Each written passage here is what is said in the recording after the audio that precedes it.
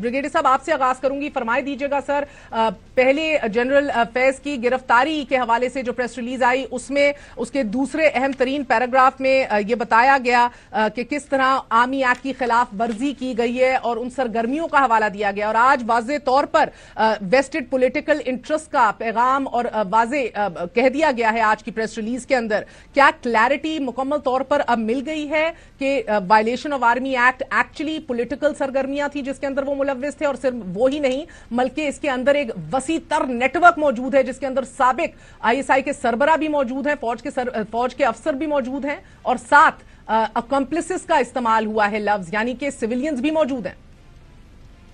देखिए महर बात यह है कि इतने सीनियर ऑफिसर्स को जब आप अरेस्ट करते हैं और वो ऐसी सेंट्रल डिपार्टमेंट पे जो रहता है उसके खिलाफ you have to get all concrete prosecution evidence, और जब आप वो evidence as a part of court of inquiry में आप मालूम करते हैं और आपको प्रोसिक्यूशन एविडेंस मिल जाती है, सफिशिएंट है, nature of offence is very grave है, तो उसके बाद फैसला किया जाता है। और फैसला करने के बाद उनको अरेस्ट किया गया। इसका मतलब ये है कि फौज इज वेरी क्लियर, वॉयलेशंस हुई हैं, पॉलिटिकल भी हैं, उसके बाद आपकी बेज़ाब्तियां भी हैं जिसकी वजह से टॉप सिटी का भी था, दोनों चीज़ें आगे सामने, और आप क्लियर स्टांस कर दिया। 3 ऑफिसर जो किए हैं रिटायर्ड ऑफिसर हैं उनको भी बताया कि दे वर प्रोवाइडिंग पैगाम रसानी, सहूलतकारी, और फौज ने अब फैसला किया है कि इसको मंतकी अंजाम तक लेके जाएंगे। मीन्स जो भी इसमें शामिल है, whether they are from retired military persons और एनीबडी एल्स फ्रॉम अदर्स जो आपके सियासतदान सियासी पार्टी में है,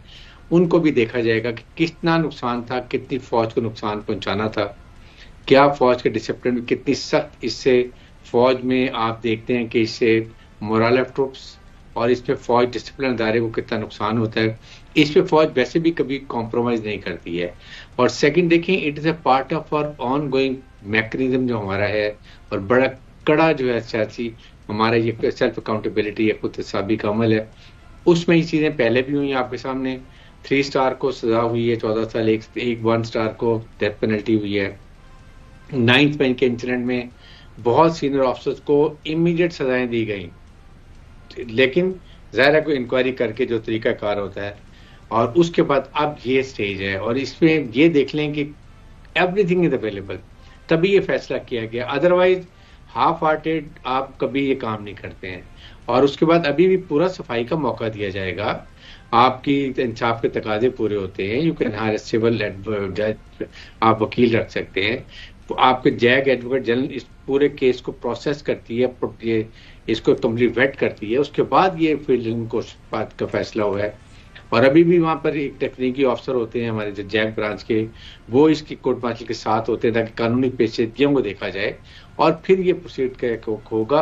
और आई एम श्योर कि इसके बाद ये जो लोग अभी आ रहे हैं, इन श्योर इन्फॉर्मेशन रिलीव होगी, that will lead to certain more arrest. This what is my personal assessment.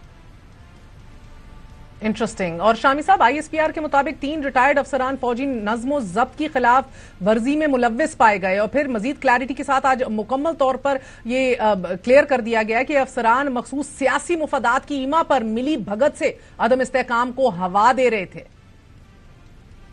देखें, वो प्रेस रिलीज जो है वो तो मैंने भी देख ली है, आपने भी देख ली है।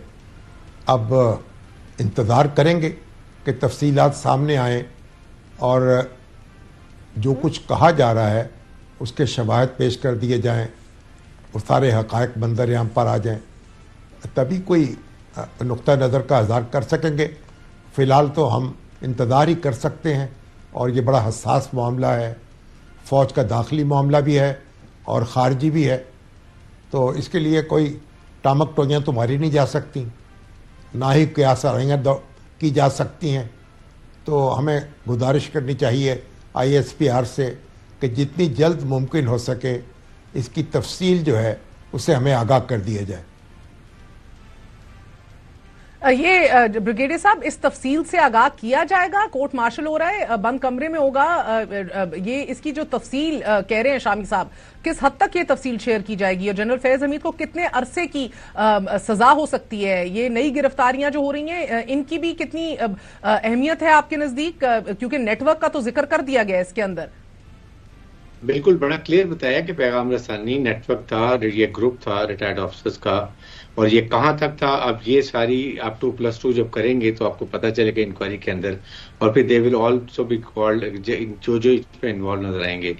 لیکن بات یہ ہے کہ یہ جب کورٹ مارشل ہوتا ہے اس کی، اگر آپ سیکشن پہ I think Pakistan army act 55 بھی ہے اور آل دوسرے رول جو انہوں نے فریم کیے ہوں گے، اس میں آئی تھنک اٹ سزا جو آئی ایم ناٹ شیور، لیکن یہ it can go up to 14 years. جیسے 3 اسٹار جنرل کو پہلے بھی 14 سال سزا ہوئی ہے، لیکن depends on the gravity of offence. اگر گریوٹی آفینس کم ہے، آپ نے پھر بھی وائلیشن کی ہے تو پھر سزا کم ہوگی، اور اگر آپ کی بہت سیریس سے گریوٹی آفینس بہت زیادہ ہے دین that is the upper limit. تو یہ within this it has to be decide by upper limit 14 سال ہے آپ کہہ رہے ہیں.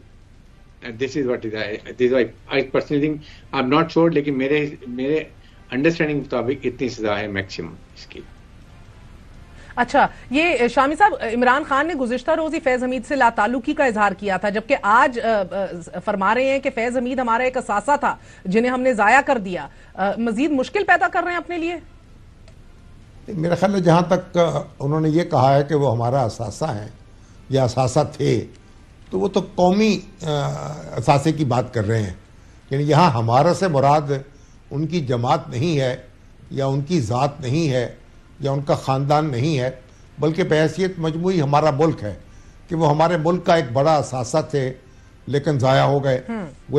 وہ بڑی ذمہ دار حیثیت میں ملک کی خدمت کرتے رہے، ISI میں بڑے اعلیٰ عہدوں پر فائز رہے، پہلے انٹرنل سیکورٹی کے انچارج تھے، پھر DG مقرر ہوئے، پھر کور کمانڈر پشاور مقرر ہوئے، اور طالبان کے ساتھ جو بات چیت تھی امریکہ کی، اس میں بھی انہوں نے ایک بڑا کردار ادا کیا، اور پاکستان کی جو افغان پالیسی ہے اس کو ترتیب دینے میں اور اس کو آگے بڑھانے میں بھی ان کا ایک بہت کردار رہا ہے.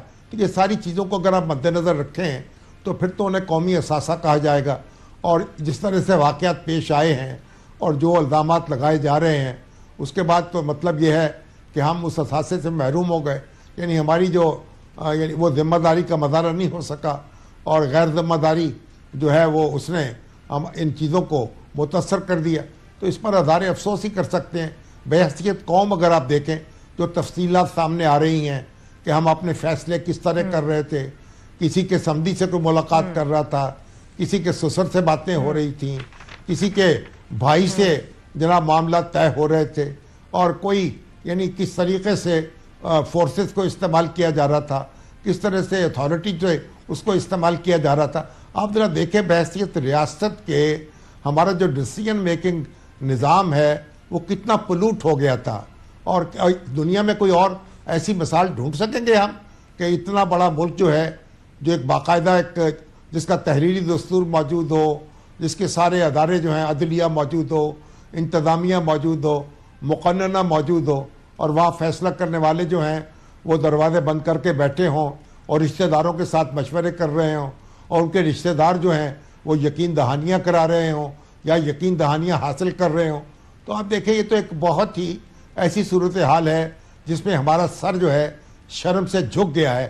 ہماری ریاست جو ہے وہ اس پہ فخر تو نہیں کر سکتی، اس پہ افسوسی کا اظہار کر سکتی ہے، اور ہم سب کو بھی کرنا چاہیے.